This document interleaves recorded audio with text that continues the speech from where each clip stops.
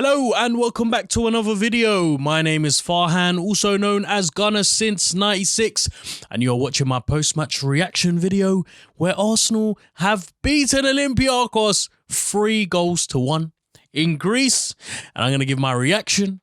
I'm going to talk about Mikel Arteta's press conference and some things that he had to say about the game. It is a joyous occasion for us Arsenal fans. For us Gunners, it's a big deal. We've gone to Greece and we've got 3 away goals. What a game. I don't even know where to start. I don't know whether I should start by talking about Arteta's press conference and then giving my reaction. Let me give my reaction first and foremost, okay? I'm over the moon. I couldn't sleep last night because I was having imaginations and dreams. I think it was a mixture of both about being in the Europa League finals in Gdansk.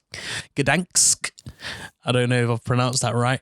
And being there in the pitch and motivating the team to win it, and then afterwards celebrating with them in the centre circle. Madness. My mind is going 100 miles per hour. I think I'm getting a bit carried away with that victory. But looking at that team lineup, I should also mention just before I start that I've recorded a full in-depth analysis post-match reaction podcast with Anthony from Republic of Arsenal. You can find him on Twitter at Rep of Arsenal, and also we were blessed to have a Olympiacos fan. I'm just going to find his name. His first name is Steve, but I always forget his last name. And you can find it. I mean, I'll pop the video. I'll link it below so you guys can watch it. It was really insightful to hear what he had to say about his side and what went wrong, etc., etc. Let's get his name up really quickly. So it's Steve Kuntoru. Steve Kuntoru. Kountorou. I should have just looked at it and said his name, but Olympiacos fan. It was great. It was great to have him, and it was really insightful.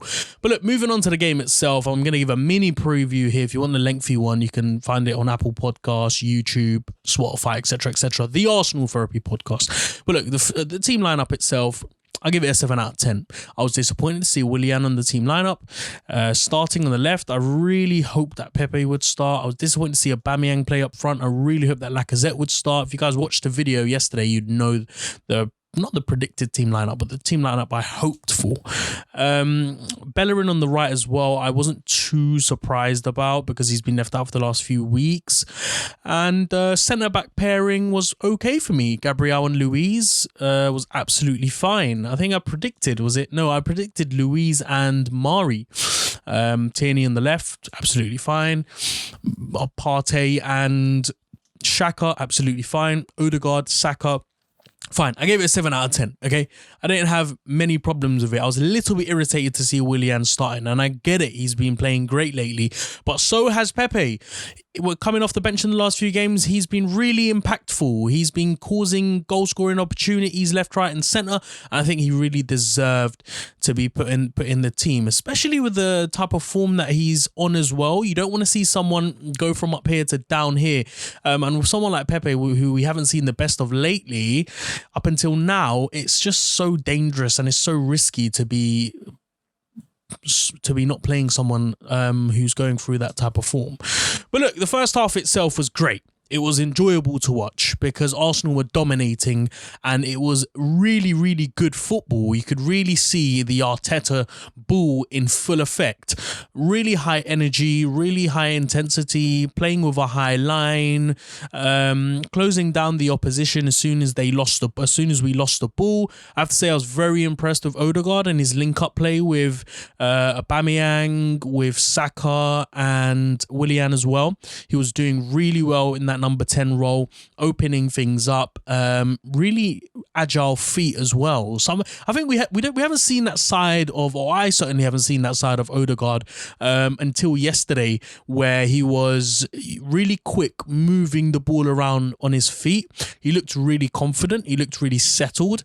And my God, what a strike to give us the lead. A really, really impressive goal. The goalkeeper, you have to question. It was very similar to the goal that we conceded in the North London derby. Talking of North London derbies coming up in a few days, but the goal that David Bentley scored on the halfway line, and then Almunia with his left hand trying to palm it away. It was very similar to that. So the goalkeeper is definitely at fault, but I mean, the velocity of the strike, the pace, the power. I think it was, someone said that is 60 miles per hour, the strike. Fantastic, wicked shot. And that's going to give him the world of confidence. And look, we're 1-0 up, cruising. You're thinking, whoa, there's a slight voice at the back of my head saying, right, Arsenal are going to drop off now. They're going to just sit off because they're 1-0 up. We know what Arsenal are like. And that's exactly what they did. I was hoping that they'd push on and get that second goal. But Olympiacos, credit to them, clawed back into the game in that first half, and they looked far more dangerous than we did in the final 10 minutes or so, looking like they could have potentially got the equaliser, but they didn't, thank God. And then we move on to the second half, and I'm thinking to myself, hopefully Arsenal start the second half well, and they did. They started the second half really well, again on the front foot, trying to create chances. I didn't even mention the Aubameyang header that hit the bar and the Odegaard miss in the first few minutes, but you know, terrific performance overall in that first half, and they carried it on into the second half, but then they dropped off again. And it's something we've seen of Arsenal lately, where they get too comfortable. They get way too comfortable when they're 1-0 up and they're passing the ball around and they know they've got a good rhythm going. It's as if like in their heads they're 4-0 up. The audacity to just be so comfortable, and then Partey comes off for Ceballos, and I'm thinking, God, this isn't good. Why would you take off our holding midfielder who glues together the defence and the attack, all for tactical purposes? He comes off, Ceballos comes on. Ceballos makes a stupid mistake, which is led by Leno. I don't know why. Someone needs to tell me this. This isn't part of the game plan, is it? This isn't part of playing from the back, is it? Because if it is, we're in for a long season. You can't be coming out that far out of your box. There's no need. There's no pressure. I don't know if you're trying to make this pitch look smaller. Stay in your box, receive the ball, pass it on. Don't come out of your box, pass it into a player who's got 3 or 4 around him. It's so unnecessary, and it's so naive. Again, it's just naive football from Arsenal. We had a few we gave away the ball a few times in the first half. Odegaard gave it away once, almost punished for that. Luiz gave it away another time, almost punished for that, and we still refused to learn from our mistakes. And I was flabbergasted. I really was. I was holding my head in my hand, and I was thinking, what on earth is going on? What's going on in these players' heads? How on earth can you expect a different result doing the same mad things? Almost reminiscent of in the on a different part of the pitch, but almost the same goal we gave away against Burnley. Really disappointing. Really disappointing. So, you know, they score us 1-1, and I'm thinking, damn, the boys are not going to be able to recover from this, because you could tell following a few minutes after that goal, the confidence was down, the heads were down, and, you know, Olympiacos were growing into the game. They knew that we were there for the taking, and they were piling everything at us. Balls coming into the box, and then afterwards, El Arabi got another opportunity that he put wide. I think it was either a good save or a good deflection. Could have been 2-1 up very easily. And then we can see Elneny getting ready to come on. And I'm thinking to myself, oh dear. Bringing on Elneny when you need a goal. I can't see this going very well. But look, despite being on the back foot, I think something that Arsenal have been doing well of late in games where they have been struggling, where they have been on the back foot, is they're really good on the counter-attack. That's one thing I'll give them credit for. The mentality is whilst you sit back and soak up pressure, they're very good at getting the ball on the other side and posing a threat themselves. And that's where the goal came from. It came from a counter-attacking piece of play. We won a corner, beautiful delivery in the box, and I haven't even spoken about Aubameyang and how frustrating it was to watch him as a sole striker. I don't think we should be playing him up front by himself. I think there are games where he delivers. He's really, really good. He's really comfortable. And it depends on what type of defensive line you're playing against. But yesterday against Olympiacos, he was isolating himself. You can clearly see he was isolating himself from the game, getting as far away as possible from the ball, standing as far away as possible from his teammates, getting himself sitting in between centre-backs. And I understand he likes to run in between the line. He likes to get in behind the defensive line. But look, you're never ever going to get the ball in those areas if you're so far away from your teammates and the ball. Didn't make any attempt to try and get himself back into the game. I was really disappointed with Aubameyang. I was really frustrated, and the goal we scored epitomizes his performance. Whilst the ball's coming into the box, Aubameyang's running away from the header, and there you see out of nowhere leaps Gabriel on top of ahead of everyone else, and it's a magnificent header. It is a beautifully hit header, wonderful. It's not a bullet header. It's not one of those headers that looks clean and sharp, but it's perfect. It is the leap that he gets, the contact that he gets, it's hit perfectly, and he deserves a lot of credit for scoring that goal.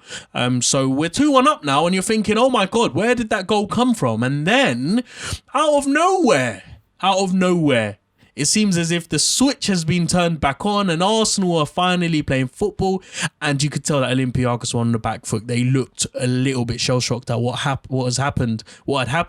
And then, I was saying it, I was in a live stream with some of the Arsenal fans, and I was saying to them, there is a third goal coming. It really looks like it, because the way that Olympiacos are sitting back and the way that Arsenal are attacking aggressively right now, the confidence has come back, and lo and behold, you have a magnificent strike. And one of the boys mentioned it, actually Anthony mentioned it, when Elneny was coming on. Look, he scored 30-yard screamers against Barcelona, he might do the same. Obviously it was a joke, we were all laughing about it, but then he comes up and he delivers the goods, and it is such a great strike. It's a swerving strike from 35 yards out. The goalkeeper again really should try and do better to make that save, but all credit to Elneny for a beautiful strike, a really, really good strike on the ball, and we're 3-1 up, and that's it. Home and dry. We could have scored a fourth. We really could have. That's how good we were in the final 10 minutes. But I don't understand why it took us that long to get into the game. It's very similar to Burnley again. In the last 10 minutes we came alive and then we were invisible. It's a mentality thing, I think, and it's a question about getting used to the tactical way that Arsenal are playing. Let's talk about the questions that Arteta had. So the first one being happy with the performance, and Arteta said very bluntly no, because I want to be much more ruthless, because as a team I don't want to give anything to the opponents. The opponents are good enough by themselves to create problems, to create situations, to change organizational structures, individual quality that they have in this competition. So I want to give zero to the opponents, and whatever we do, we have to be on it so much. So I would like the opponents to do the same. I totally agree. I think he's absolutely right. And I think Arteta is as confused as fans as to why these mistakes are being made. Now, I get it. You can make the case that we shouldn't be playing from the back if the boys aren't used to it. But I don't think it's a case that the boys aren't used to it. I think it's a case of knowing when to do the right thing at the right time and just remaining concentrated throughout the course of 90 minutes. And it has a little bit to do with concentration, but I think mostly it's got to do with being smart, being intelligent, using your common sense. And I get it, you know, they haven't played this style of football before. Unai Emery introduced it first. It wasn't working and we switched it.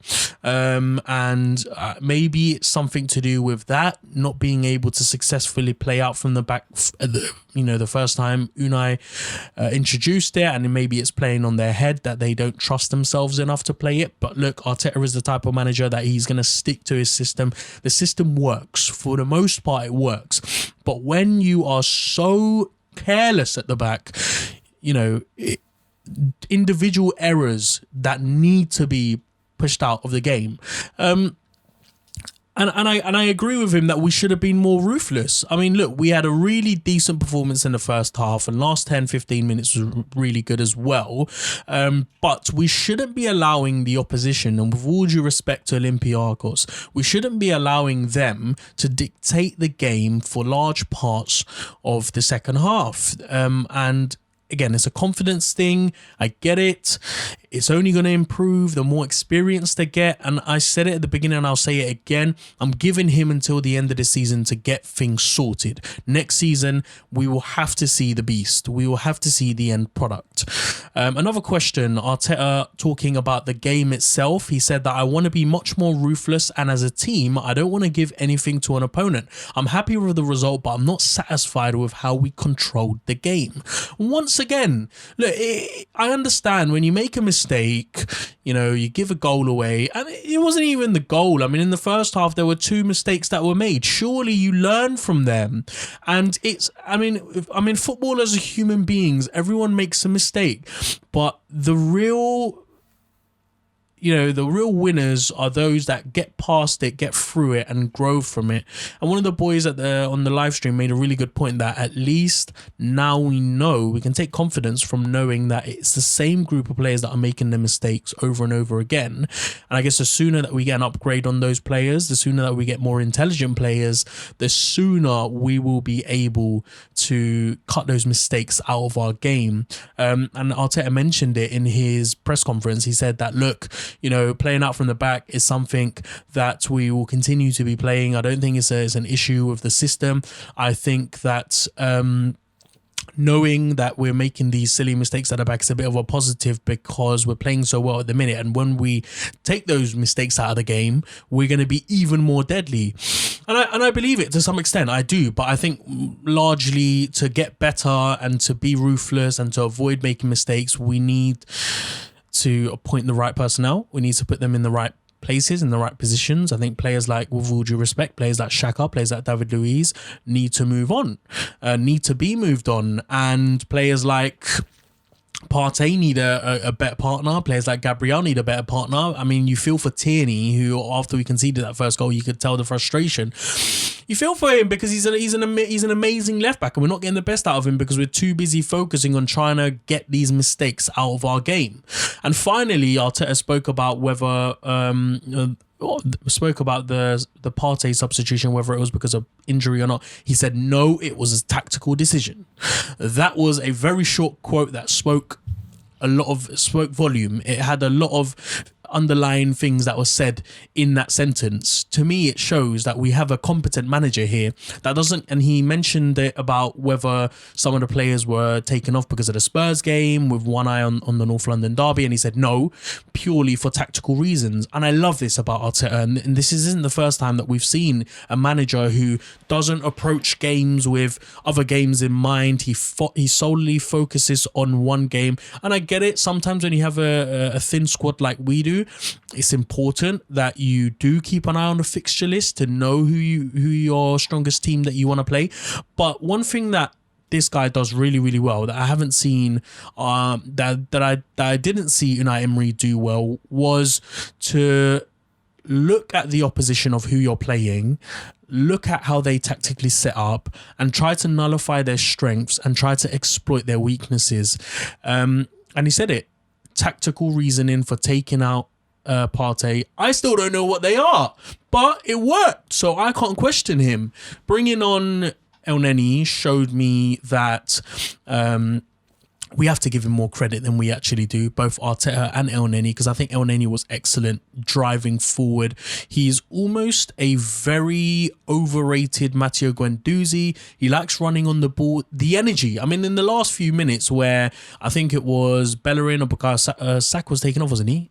I'm not sure. Someone was running on the right-hand side and you could tell that the ball was going to be crossed in soon, and you could just see Elneny just darting forward, sprinting forward to try and get that ball and trying to make a contact to score perhaps a second goal.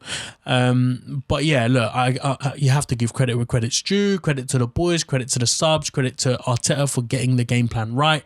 But we need to get rid of these issues and these mistakes that are way too repetitive.